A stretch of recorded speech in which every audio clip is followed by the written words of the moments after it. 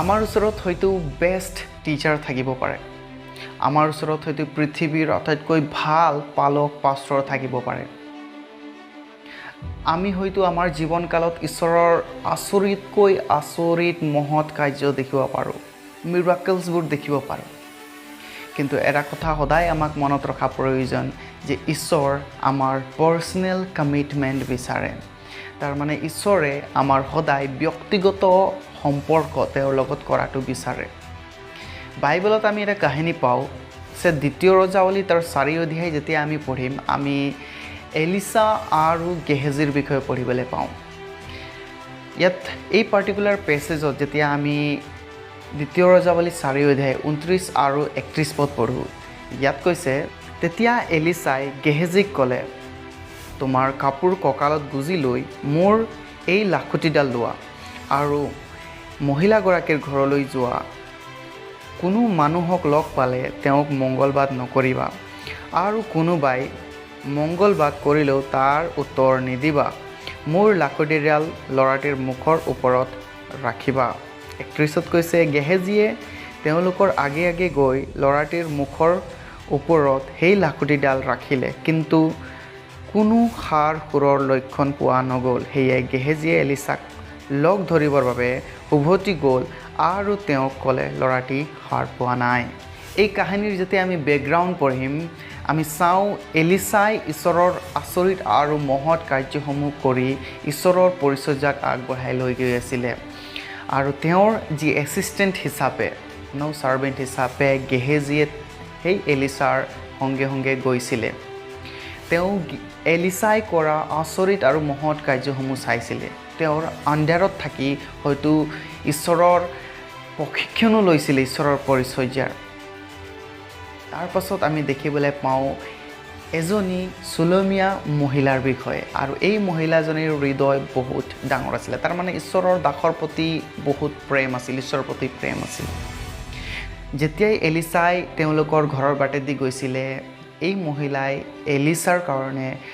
খোৱা বোৱাৰ বস্তুৰ লগতে আৰাম কৰিবৰ কাৰণে ওপৰত এটা ৰুমো বনাই দিছিলে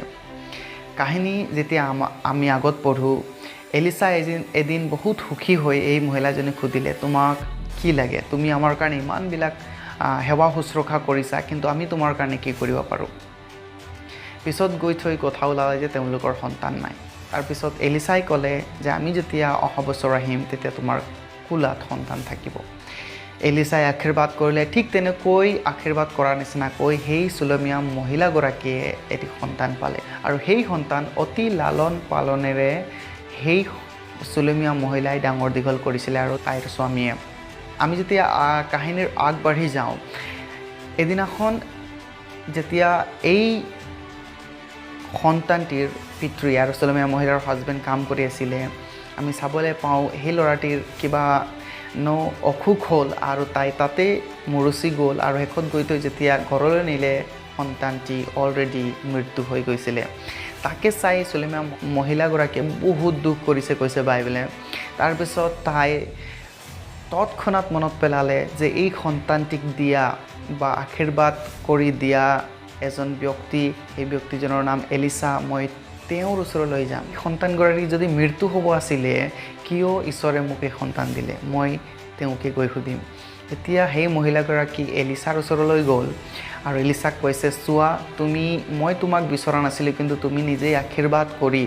ঈশ্বৰৰ যোগেদি মই সন্তান পালোঁ কিন্তু চোৱা এই সন্তান মৃত্যু হৈছে এতিয়া আমি দেখিবলৈ পাওঁ এলিছাই মহিলাগৰাকীক কৈছে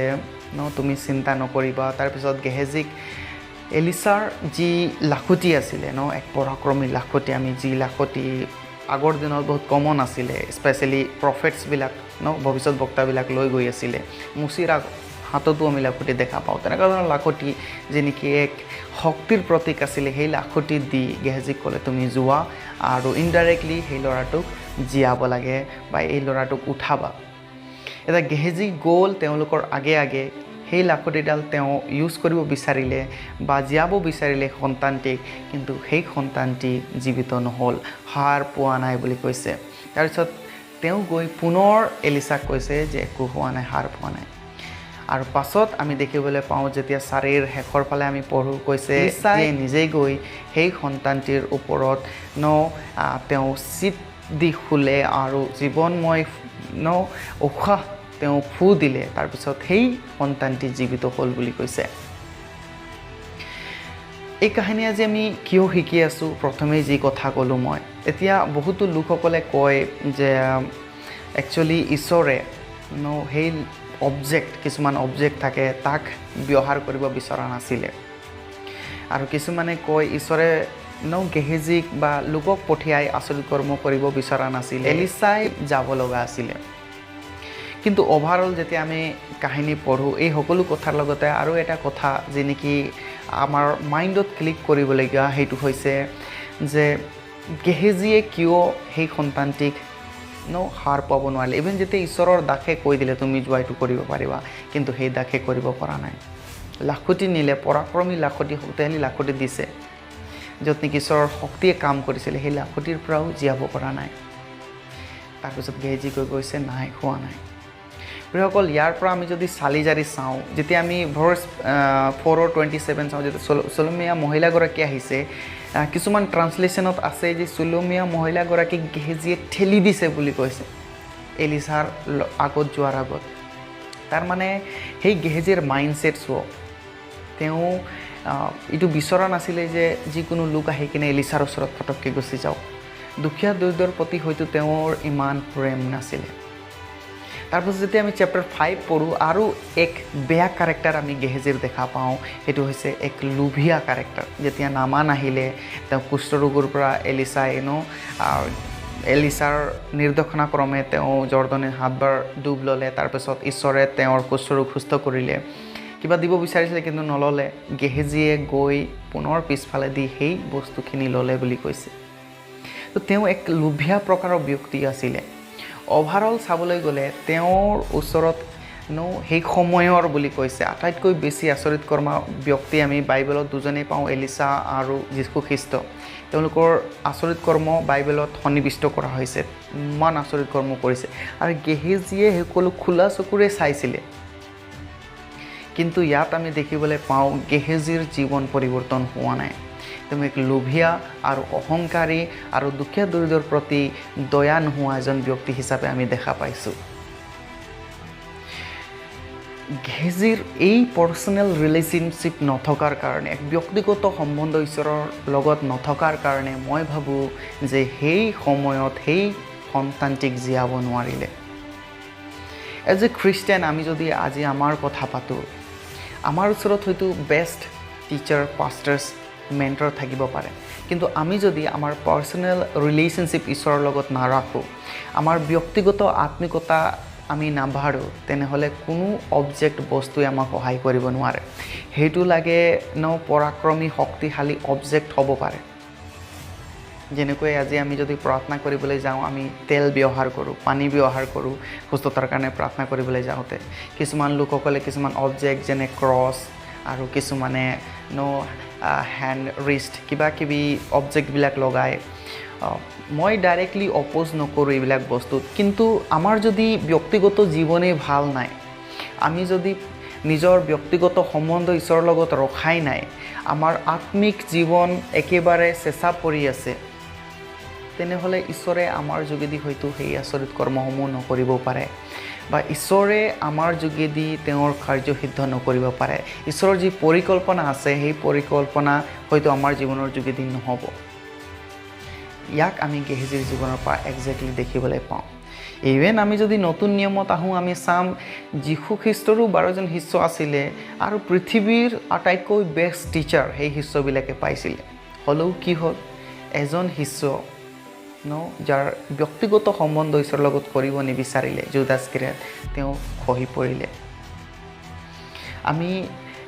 যোহন 21ৰ যদি শেষৰ ফালে পঢ়িবলৈ পাওঁ যীশু খ্ৰীষ্টই আহি পিতৰক পুনৰ তেওঁৰ সমৰ্পণ কৰাই দিছে তুমি মোক প্ৰেম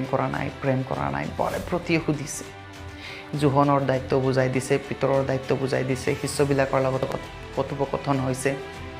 তাৰমানে কি ব্যক্তিগত সম্বন্ধ ঈশ্বৰৰ লগত ৰখাটো ব্যক্তিগতভাৱে ঈশ্বৰৰ কাৰ্য কৰাটো আজি বিচাৰি আছে